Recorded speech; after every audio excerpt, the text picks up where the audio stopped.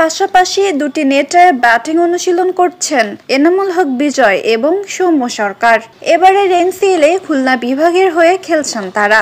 জাতীয় দল এবং ঘরোয়া ক্রিকেট দুই জায়গাতেই বড় নাম বিজয় এবং সৌম্য।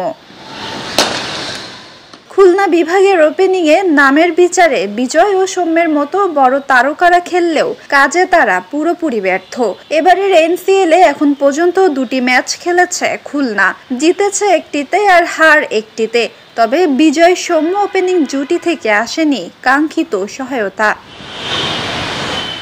প্রথম ম্যাচে বরিশালের বিপক্ষে প্রথম ইনিংসে ৩০ এবং দ্বিতীয় ইনিংসে মাত্র ১ রান করে আউট হয়েছেন এনামুল হক বিজয়। এদিকে বরিশালের বিপক্ষে সৌম্যের রান ছিল যথাক্রমে ৩৭ এবং ১০।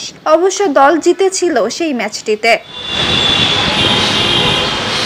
অন্যদিকে রাজশাহীর বিপক্ষে প্রথম ইনিংসে বিজয় করেছেন ১২ এবং দ্বিতীয় ইনিংসে ১৪ এবং দ্বিতীয় ইনিংসে ৩৪। সৌম্য এবার পুরোপুরি ব্যর্থ, তার রান ৬ এবং ১০। প্রায় ৩ বছর পর জিম্বাবুয়ের বিপক্ষে জাতীয় দলের সাদা পোশাকের দলে ফিরেছিল এনামুল হক বিজয়। তবে টেস্ট দলে জায়গাটা পাকাপোক্ত করতে পারেননি। ঘরোয়া ক্রিকেটের পারফরমেন্স জাতীয় দলে করতে পারেননি, তাই আবারও বাদ পড়েছেন। সামনেই আয়ারল্যান্ডের বিপক্ষে টেস্ট সিরিজ খেলবে বাংলাদেশ।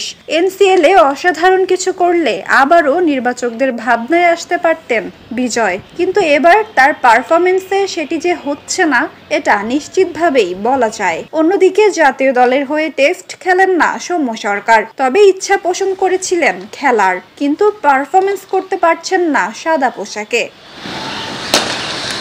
নামের বিচারে উভয় ওপেনার বড় খেলোয়াড়, কিন্তু কার্যকারিতা নেই। খুলনার ওপেনিং জুটি এখনো কাঙ্ক্ষিত সমন্বয় দিতে পারেনি। এই পারফরমেন্স চিন্তার কারণ হয়ে উঠতে পারে দলটির। খুলনা দলের ভক্তরা আশা করেছিলেন বড় নামের ওপেনিং জুটি তাদের বিজয়ের সম্ভাবনা আরো বাড়াবে, তবে বর্তমান পারফরমেন্স সেই প্রত্যাশা পূরণ করতে পারছে না। এনসিএলে আগামী ম্যাচগুলো এই দুই ওপেনারের জন্য বড় পরীক্ষা হতে চলেছে। নাজিফা তাসনিম, ক্রিকেট 97।